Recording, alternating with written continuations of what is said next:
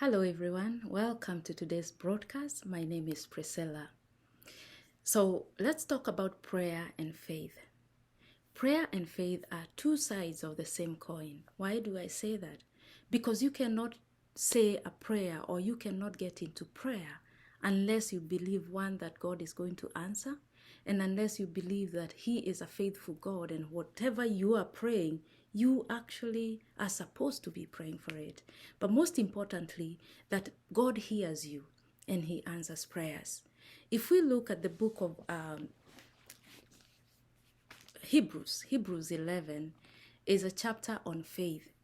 And how does it describe faith? That one, faith is the confidence of what we are hoping for. So you don't hope for things that are already there. We hope for things, to have things that are not in sight, things that we do not have. And so when we go into prayer, we are asking God for something that we do not have, but we are trusting that God in His faithfulness is going to give us. Or if it's not something that we are praying for, it's a situation, whatever the situation we are praying for, that God is going to show up and do things differently, and we are going to get the results that we are hoping for. And second, it is also an assurance of things not seen. So you are not seeing, or it's not visible, whatever you are praying for, whether it's a situation, whether it's an object, it is not there. But you are trusting God that He is going to give you, that He is going to make it happen. And I would say, what do you pray for? What is your hope when you are praying? Because that is one thing that you have to ask yourself. If you look at the book of Acts, Acts chapter 12 is an interesting chapter. There's this guy called Peter.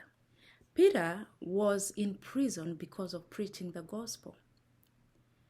And the brothers and sisters, and if I may equate in today's situation, this would be the congregation. Remember, Peter is a leader. So let's say he was the pastor. So he has been arrested and he has been jailed.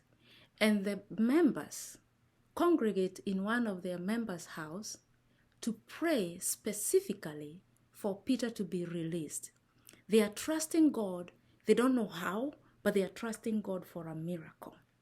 They are hoping, their hope is that Peter will somehow be released. They are hoping for something that is not visible. And God heard their prayers, and by His angel released Peter. And when Peter realized that he has been released from his chains, he goes to the same house he knows that his brothers and sisters are gathered praying for him. He knocks the door, and it's a servant who answers, a servant called Rhoda. Rhoda answers, but when he hears it's Peter's voice, it's a she. She gets too excited that instead of opening the door, she runs back to tell the brethren, Peter is here. What do they say? You must be out of your mind. As in, Peter cannot be here. Peter is in jail. And I'm here asking myself, so what have they been praying for all through? Weren't they praying for his release? So were they not ready for God's blessing? Were they not ready for that which they were hoping for? Here's the thing. Whenever you get into prayer, even before you get into prayer, you have first to build the capacity. You have to build capacity to hold that which you're praying for.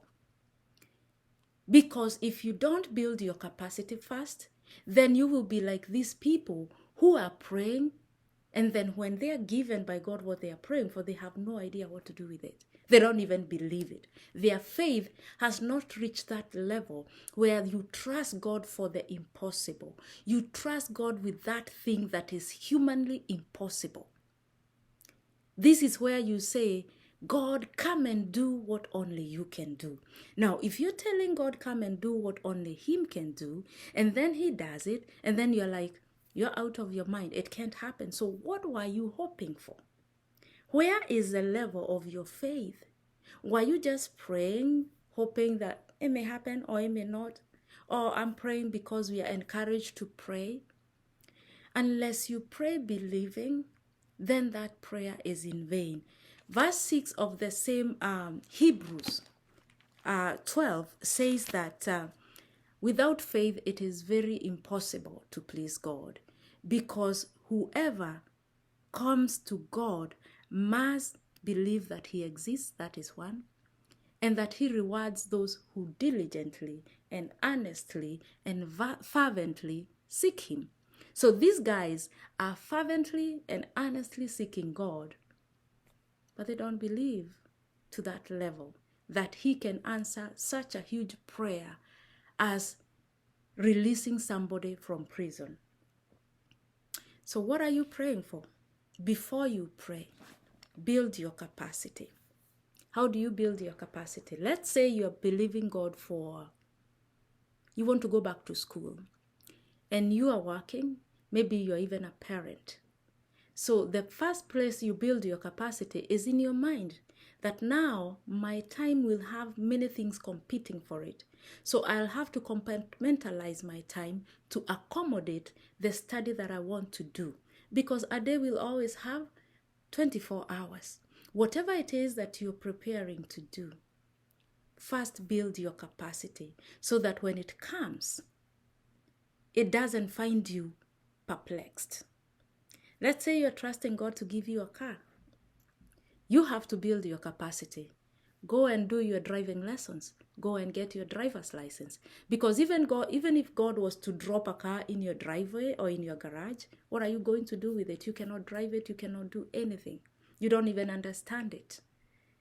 So how are you building your capacity? If you are going to build your capacity, one is to believe that God answers prayers.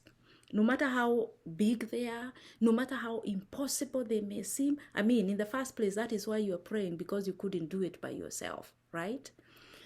So you must believe that he exists. You must believe that he answers prayers. And two, you must build capacity to hold that which that you're trusting God for. So that when it comes, one, you already believe. So God, I may not have imagined you'd answer in such a big way.